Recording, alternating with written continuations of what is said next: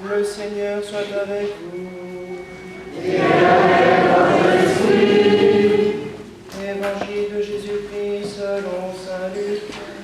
Gloire à toi, Seigneur.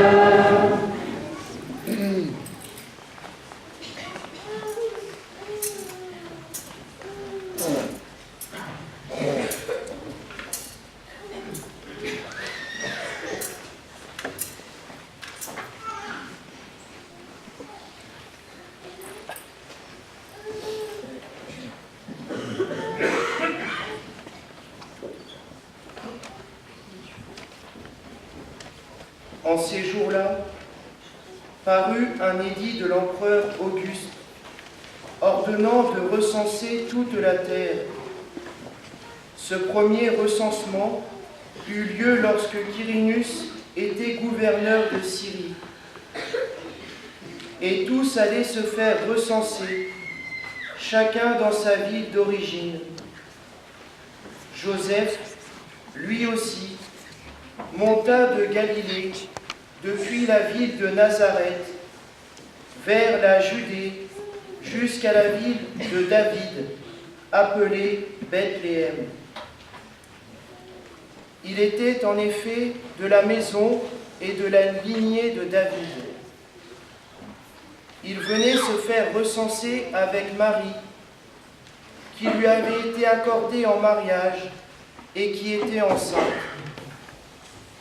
Or, pendant qu'ils étaient là, le temps où elle devait enfanter fut accompli. Et elle mit au monde son fils premier-né. Elle l'emmaillota et le coucha dans une mangeoire, car il n'y avait pas de place pour eux dans la salle commune. Dans la même région, il y avait des bergers qui vivaient dehors et passaient la nuit dans les champs pour garder leurs troupeaux. L'ange du Seigneur se présenta devant eux, et la gloire du Seigneur les enveloppa de sa lumière. Ils furent saisis d'une grande crainte. Alors l'ange leur dit : Ne craignez pas, car voici que je vous annonce une bonne nouvelle, qui sera une grande joie pour tout le peuple.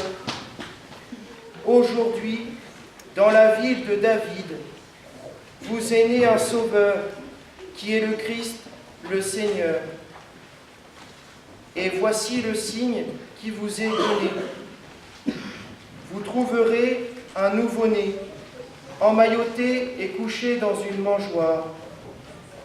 Et soudain, il y eut avec l'ange une troupe céleste innombrable qui louait Dieu en disant : Gloire à Dieu au plus haut des cieux, et paix sur la terre aux hommes qu'il aime. Acclamons la parole de Dieu. Louange à toi, Seigneur Jésus.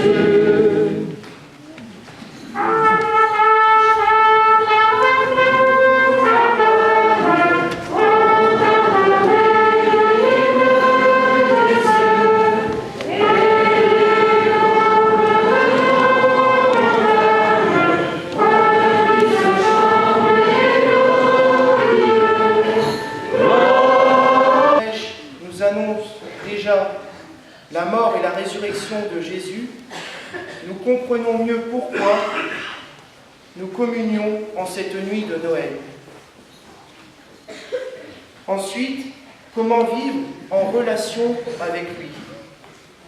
Après avoir contemplé et adoré ce mystère, il nous faut en vivre. Alors prenons l'exemple des rois mages, qui sont encore là, qui sont en chemin. Nous aussi, chrétiens, nous sommes sans cesse en chemin. Quand nous pensons avoir saisi le mystère, quand nous pensons être tout proche de Dieu, cela nous échappe, car nous ne pouvons pas mettre la main sur Dieu, car il est insaisissable. Alors que chacun emprunte son chemin, guidé par l'Esprit, pour aller au plus près de Jésus, pour le contempler et l'adorer. Pour notre chemin, nous avons les sacrements. Nous serons les disciples de Jésus-Christ, ses amis, si nous nous laissons nourrir par les sacrements. Enfin, la naissance du Christ, la fête de Noël. C'est la fête de l'amour qui se donne en partage et qui se fait pauvre parmi les pauvres. Cette lumière de Noël ne doit pas faiblir, elle ne doit pas s'éteindre. C'est à nous, aujourd'hui, de la maintenir allumée. Pour cela, comme une catéchiste aime à dire, Jésus compte sur... Cet amour se donne et il n'y a pas de manière de le partager, car il n'y a pas un type de chrétien parfait. Il y a des chrétiens qui forment le corps du Christ, qui est l'Église. C'est pourquoi chacun, selon ce qu'il a reçu comme don de Dieu, se doit, par son baptême, de se mettre au service de l'ensemble du corps, qui est l'Église. Alors vous voyez les jeunes et les moins jeunes. Il y a Jean-Pierre à l'orge, il y a Christine qui anime, des personnes qui préparent la sacristie, des personnes qui font les feuilles de messe, des musiciens. Bref, chacun se met au service. Je reprendrai le contenu du conte entendu lors de cette veillée. Il y a 3 arbres qui au début semblent être pareils. Alors pour ces 3 arbres, le sort sera différent. Un va devenir une mangeoire pour accueillir Jésus et nous invite à contempler et à adorer. Un autre va devenir une croix. Cette croix nous invite à vivre de sa mort et de sa résurrection. Et l'autre va devenir une barque qui nous invite à la mission. Peut-être connaissez-vous ce vieux slogan des arbitres de foot.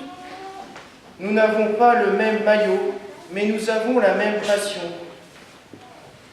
Alors, pour nous, nous pouvons reprendre ce slogan de la manière suivante. Nous n'avons pas tous les mêmes dons. Nous n'avons pas tous les mêmes missions dans l'Église. Mais nous avons tous en nous un amour brûlant du Christ qu'il nous faut d'abord découvrir, puis en vivre pour pouvoir le partager. Chacun fait selon les dons qu'il a reçus de Dieu et selon son rythme dans la foi. Car ce qui est sur le chemin, c'est l'amour.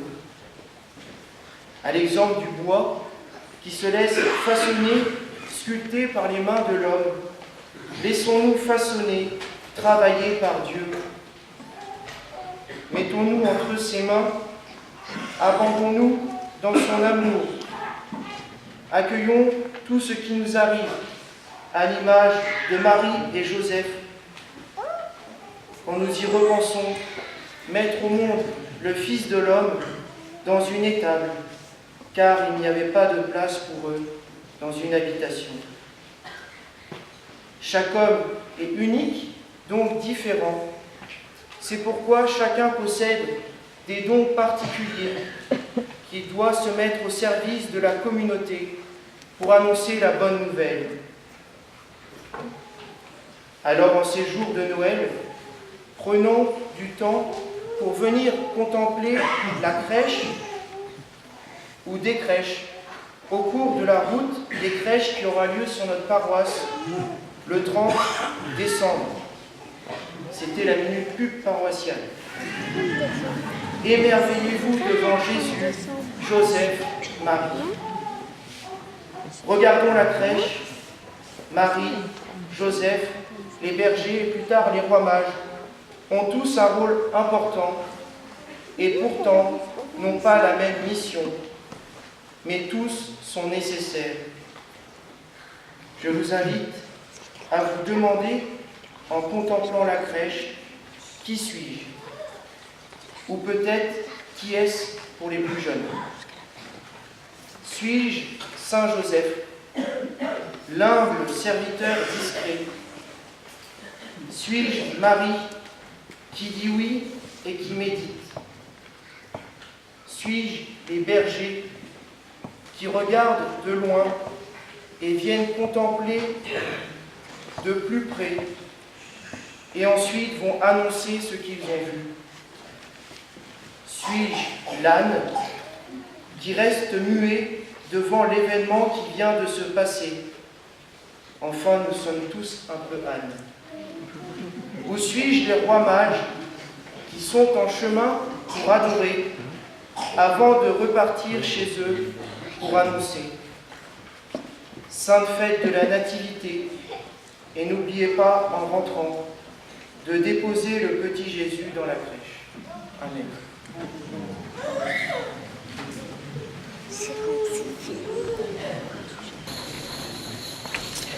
Je peux arrêter de grelotter parce que Jésus a chaud maintenant. Je vous invite à vous asseoir.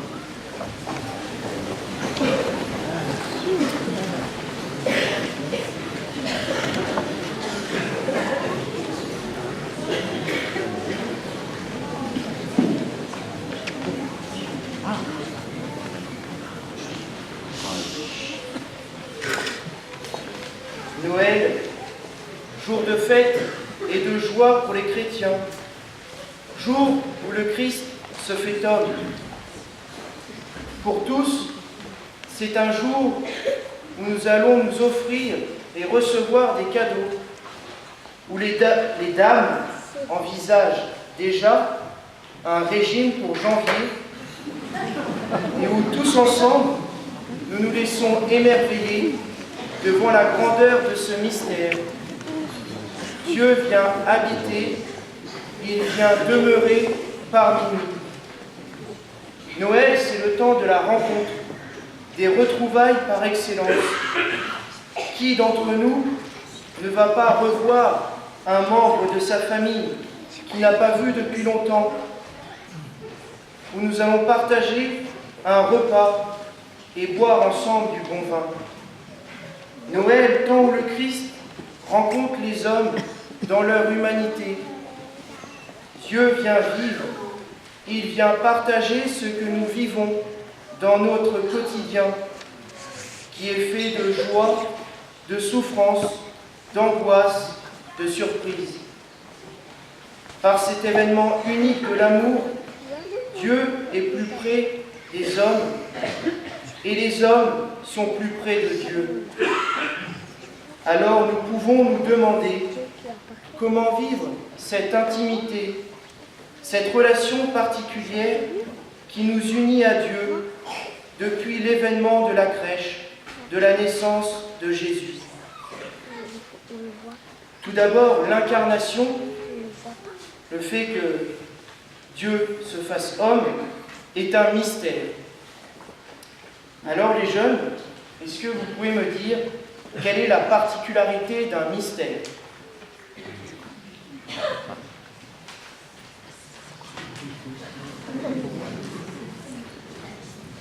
On ne sait pas. Alors, on ne sait pas, donc nous ne pouvons pas l'expliquer. Alors nous ne devons pas nous attarder sur le comment, mais le pourquoi. Alors pourquoi Dieu s'est fait homme? Il s'est fait homme pour vivre avec nous et en nous. Vivre avec nous, car il a vécu ce que chaque homme vit. Il naît, il grandit, il apprend un métier, comme vous, les jeunes déjà à l'école. Il grandit en famille, il aime les personnes, il se donne pour les autres dans ce qu'il fait et il meurt. Jésus est mort sur une croix pour nous, par amour. Cette mort sur une croix est déjà annoncée lors de sa naissance. Tout d'abord sur la signification du nom de la ville, Bethléem, qui signifie la maison du pain. Puis, il va naître faute de place dans une étable et plus précisément dans une mangeoire. Alors, un endroit où on mange du pain, est-ce que cela vous rappelle quelque chose, les jeunes?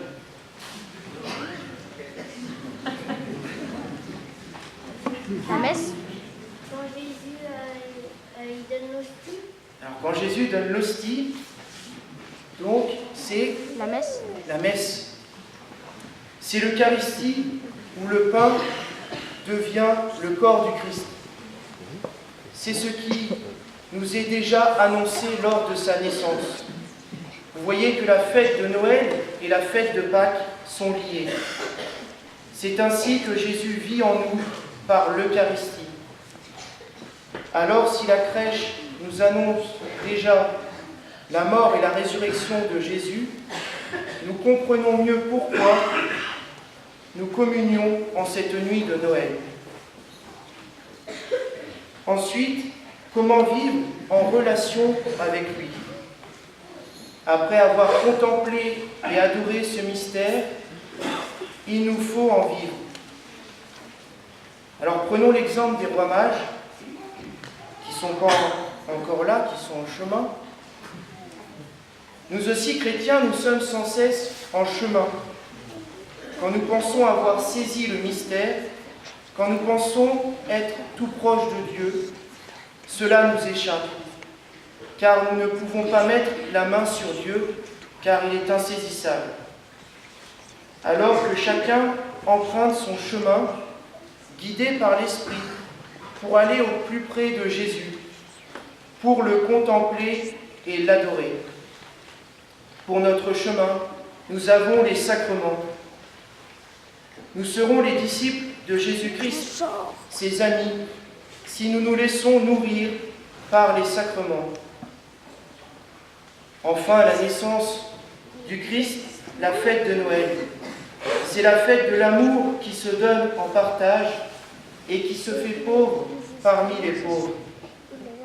Cette lumière de Noël ne doit pas faiblir, elle ne doit pas s'éteindre. C'est à nous, aujourd'hui, de la maintenir allumée. Pour cela, comme une catéchiste aime à dire, Jésus compte sur... Cet amour se donne et il n'y a pas de manière de le partager, car il n'y a pas un type de chrétien parfait. Il y a des chrétiens qui forment le corps du Christ, qui est l'Église. C'est pourquoi chacun, selon ce qu'il a reçu comme don de Dieu, se doit, par son baptême, de se mettre au service de l'ensemble du corps, qui est l'Église. Alors vous voyez les jeunes et les moins jeunes. Il y a Jean-Pierre à l'orge, il y a Christine qui anime, des personnes qui préparent la sacristie, des personnes qui font les feuilles de messe, des musiciens. Bref, chacun se met au service. Je reprendrai le contenu du conte entendu lors de cette veillée. Il y a 3 arbres qui au début semblent être pareils. Alors pour ces 3 arbres, le sort sera différent. Un va devenir une mangeoire pour accueillir Jésus et nous invite à contempler et à adorer. Un autre va devenir une croix. Cette croix nous invite à vivre de sa mort et de sa résurrection. Et l'autre va devenir une barque qui nous invite à la mission. Peut-être connaissez-vous ce vieux slogan des arbitres de foot. Nous n'avons pas le même maillot, mais nous avons la même passion.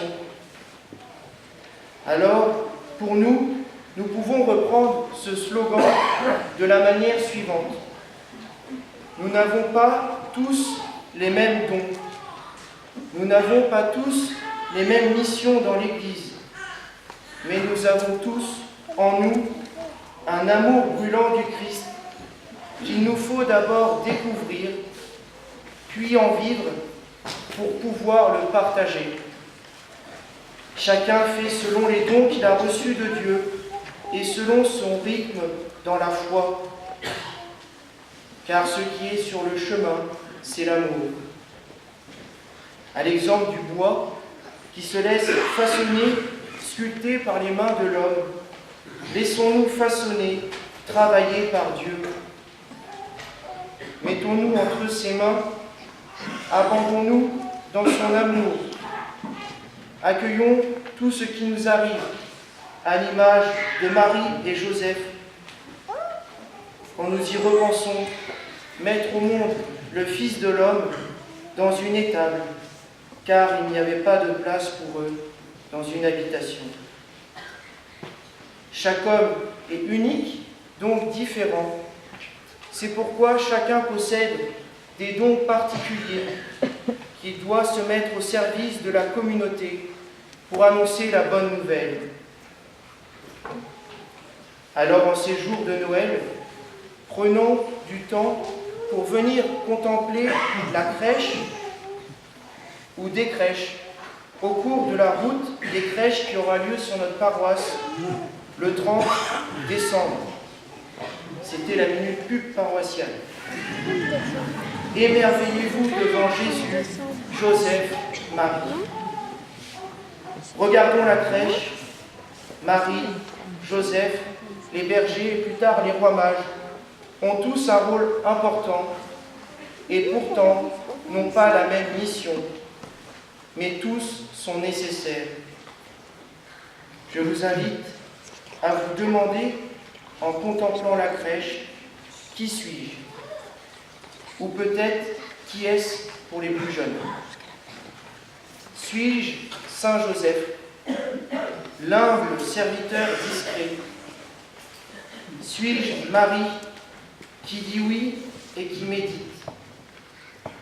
Suis-je les bergers qui regardent de loin et viennent contempler de plus près et ensuite vont annoncer ce qu'ils ont vu? Suis-je l'âne qui reste muet devant l'événement qui vient de se passer? Enfin, nous sommes tous un peu ânes. Ou suis-je les rois mages qui sont en chemin pour adorer avant de repartir chez eux pour annoncer? Sainte fête de la Nativité, et n'oubliez pas, en rentrant, de déposer le petit Jésus dans la crèche. Amen. C'est fini.